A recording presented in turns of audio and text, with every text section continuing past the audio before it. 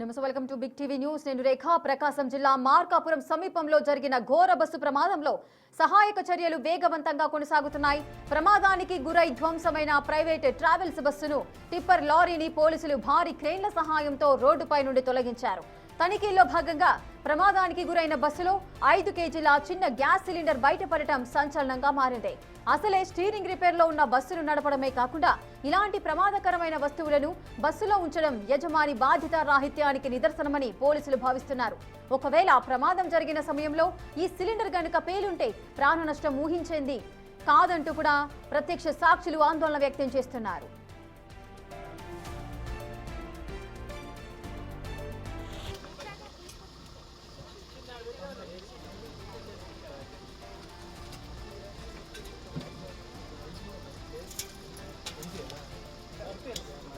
ఈ సిలిండర్ను ఎవరు తీసుకొచ్చారు, దీనిని బస్సులోనే వంట కోసం వాడుతున్నారా అనే కోణంలో పోలీసులు విచారణ జరుపుతున్నారు. నిబంధనలను ఉల్లంఘించిన ట్రావెల్స్ యజమాని హరికృష్ణపై మరిన్ని సెక్షన్ల కింద కేసులు నమోదు చేసే అవకాశం ఉంది.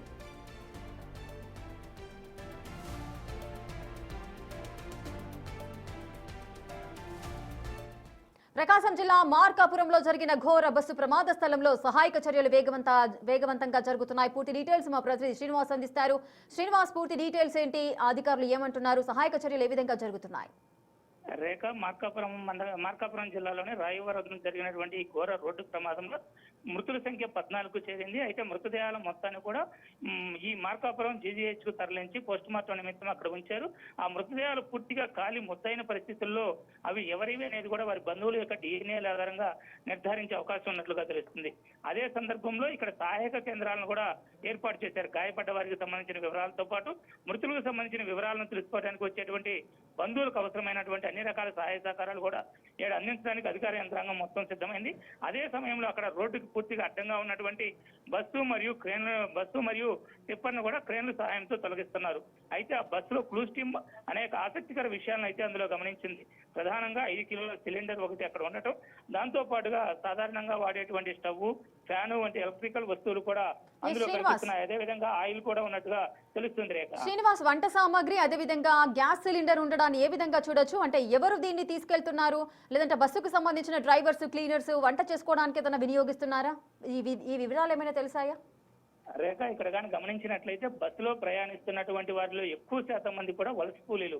వీరంతా కూడా వారి యొక్క జీవనోభివృద్ధి కోసం తెలంగాణ రాష్ట్రానికి వెళ్లి అక్కడ పనులు చేసుకుంటూ శ్రీరామనవమి పండుగ నిమిత్తం వారంతా కూడా స్వగ్రామాలకు వస్తున్నారు. అయితే వీరు అక్కడ వినియోగించుకునేటువంటి గ్యాస్ సిలిండర్లు, వంట సామాగ్రి కూడా వారంతా వారు అక్కడి నుంచి తీసుకొచ్చుకునేటువంటి పరిస్థితుల్లో ఇవన్నీ కూడా బస్సులో వేస్తున్నారు. ఇక్కడ గమనించినట్లయితే సిలిండర్ అయితే ఎంటీని అధికార యంత్రాంగం చెప్తున్నప్పటికీ బస్సులో ప్రేరుడు పదార్థాలు, విస్ఫోటనం చెందేటువంటి వస్తువులను ట్రావెల్ చేయకూడదనే ప్రత్యేక నిబంధన ఉంది. అయితే ఆ నిబంధన ఉన్నప్పటికీ కూడా ఈ డ్రైవర్, కండక్టర్లు వాళ్ళ వద్ద ఎవరైతే ఇల్లు తీసుకుని వస్తారో వారి వద్ద అధికంగా డబ్బులు వసూలు చేసి అటువంటి వస్తువులను కూడా బస్సులో ట్రావెల్ చేయడం అనేది చట్టరీత్యా నేరం. ఏ చిన్న ప్రమాదం జరిగినా ఇవి ప్రేరుడు పదార్థాలు కాబట్టి ప్రమాద తీవ్రతను మరింత పెంచేటువంటి అవకాశం ఉంటుంది. అటువంటి సమక్షంలో ఇటువంటి వస్తువులను బస్సులో తరలించడం అనేది పూర్తిగా నిషిద్ధం. అయినప్పటికీ కూడా వీళ్ళు కాసుల వేటలో పడి ఇటువంటివి కూడా తరలించడం పూర్తి నేరమని కూడా అక్కడ ఉన్నటువంటి వ్యక్తులు చెప్తూ ఉన్నారు. అయితే ప్రమాదం జరిగిన సమయంలో అవి ఏమీ పేలలేదు, అవి ఎంటీగా ఉన్నాయని చెప్తున్నప్పటికీ వాటి వల్ల ప్రమాద తీవ్రత కూడా పెరిగేటువంటి అవకాశం ఉండటమే కాకుండా దానివల్ల తీవ్ర అనర్థాలు కూడా సంభవించేటువంటి ఛాన్సెస్ ఉంటుంది. ఇటువంటి సమక్షంలో ఈ సిలిండర్ను ఎలా ట్రావెల్ చేస్తారనేది కూడా పూర్తి స్థాయిలో ఎంక్వైరీ చేస్తున్నారు. ఇటు ట్రావెల్ యజమాని హరికృష్ణ కూడా బస్సు రిపేర్ కు గురి అయింది, స్టీరింగ్ వీల్ మొత్తం కూడా దెబ్బతింది, సరిగా పని చేయట్లేదు అని తెలిసినప్పుడు అక్కడ బస్సుకు ప్రత్యామ్నాయాన్ని ఏర్పాటు చేసినట్లయితే ఈ పెను ప్రమాదం సంభవించేది కాదు. అయితే నిర్లక్ష్యంగా అదే బస్సును స్వల్ప తాత్కాలిక మరామతులు చేసి అధిక వేగంతో తీసుకురావడం అనేది ఈ ప్రమాదానికి దారితీసినట్టు తెలుస్తుంది.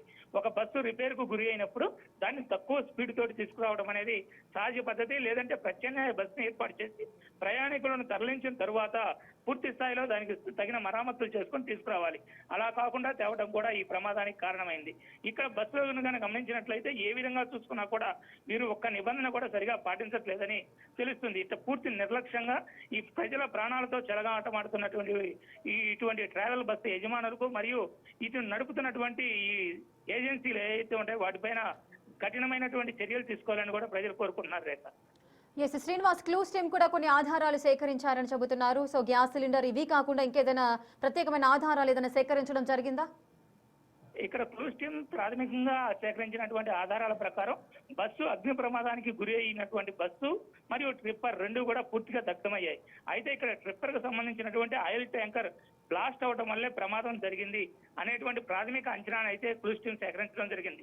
ఎప్పుడైతే ప్రమాదానికి ఆయిల్ ట్యాంకర్ వైపు ఇది బస్సు ఢీకొట్టడం తోటి ఆయిల్ ట్యాంకర్ నుంచి ఆయిల్ లీక్ అవడమే కాకుండా వెంటనే అది ఫైర్ అవడం, అదంతా కూడా మంటలు బస్సులోకి వ్యాపించడం, బస్సులో ఉండేటువంటి కుషన్స్, ఇది స్లీపర్ బస్ కావడంతో సీట్స్ అన్ని కూడా పూర్తి కుషన్స్ తో నిర్మితమై ఉన్నటువంటి నేపథ్యంలో ఈ మంటలు కూడా ఒకసారిగా ఎగిసిపట్టడం జరిగింది. ఈ నేపథ్యంలోనే ప్రమాదం కూడా జరిగిందనేటువంటి ప్రాథమిక అంచనాకైతే క్లూస్ టీం వచ్చినట్టు తెలుస్తుంది రేఖ. ఎస్ శ్రీనివాస్, అదేవిధంగా సిలిండర్ కు సంబంధించి కూడా నిబంధనలు ఎన్నో ఉన్నాయి, తీసుకురాకూడదు అంటూ కూడా. అయినప్పటికీ కూడా సిలిండర్ ను తీసుకురావడానికి గల వెనక కారణాలు ఏంటి, అసలు ప్రయాణికులకు ఈ విషయం తెలుసా, అదేవిధంగా ఎవరు తీసుకొచ్చారు అనే కోణంలో ఎటువంటి ఇంట్రాగేషన్ అనేది జరుగుతోంది? రేఖ, ఇక్కడ కానీ గమనించినట్లయితే సిలిండర్ లాంటి ప్రేడు పదార్థపు వస్తువులు ఏవైనా సరే బస్సులలో ట్రావెల్ చేయడం పూర్తిగా చట్టవిరుద్ధం. ట్రావెల్ చేయడానికి విరుద్ధం అనేటువంటి విషయం ప్రతి ఒక్కరికి కూడా తెలిసిన విషయం. అయితే ప్రయాణికులు తమ అవసరాల నిమిత్తం తప్పనిసరి పరిస్థితుల్లో వాటిని తీసుకువచ్చేటువంటి క్రమంలో ఈ ట్రావెల్ బస్సులు ఎవరైతే ఉన్నారో వీళ్ళు నిబంధనలకు విరుద్ధంగా వారి వద్ద నుంచి అధికంగా డబ్బులు వసూలు చేసుకొని అటువంటి వస్తువులకు అనుమతులు ఇస్తారు అంటూ కూడా తెలుస్తూ ఉంది. వీరు వలస కూలీలు ఎవరైతే ఉంటారో వీళ్ళంతా కూడా ఈ కూలి నిమిత్తం పోయేటప్పుడు ఇక్కడ వారికి ఉండేటువంటి స్టవ్లు కావచ్చు, సిలిండర్లు కావచ్చు, అదేవిధంగా వారి యొక్క జీవనోపాధికి సంబంధించిన వస్తువులు కావచ్చు, ఇవన్నీ కూడా దాదాపుగా తీసుకుని వెళ్ళేటువంటి పరిస్థితి ఉంటుంది. అంతేకాకుండా తాత్కాలికంగా తిరిగి వచ్చేటప్పుడు ఈ వస్తువులను కూడా వెంట తెచ్చుకుంటూ ఉంటారు. వీరు సెలవుల నిమిత్తం పండగలకు వచ్చినప్పుడు సుమారు వారం 10 రోజుల పాటు ఇక్కడే ఉండి మరలా తర్వాత కొత్తగా కూలిని కుదుర్చుకొని వెళ్తూ ఉంటారు. ఆ క్రమంలో ఇటువంటి సిలిండర్లు కావచ్చు, లేదా కోళ్లు లాంటి చిన్న చిన్న జంతువులు కావచ్చు, అదేవిధంగా వంట నూనె లాంటి వంట సామాగ్రి కావచ్చు, ఇటువంటివన్నీ కూడా వాళ్ళు ట్రావెల్ చేస్తూ ఉంటారు. ఆ ట్రావెల్ చేసేటువంటి సమయంలో వాటిని అరికట్టాల్సినటువంటి ట్రావెల్ యజమానులు కానీ లేదా బస్సులో ఉండేటువంటి డ్రైవర్ కండక్టర్లు కానీ నిరోధించకుండా వారి వద్ద అధికంగా డబ్బులు వసూలు చేస్తూ అది వారికి ఒక ఆదాయ వనరుగా మార్చుకునేటువంటి పరిస్థితుల్లో వీటన్నింటినీ కూడా చట్టవిరుద్ధంగా ట్రావెల్ చేస్తూ ఉంటారు.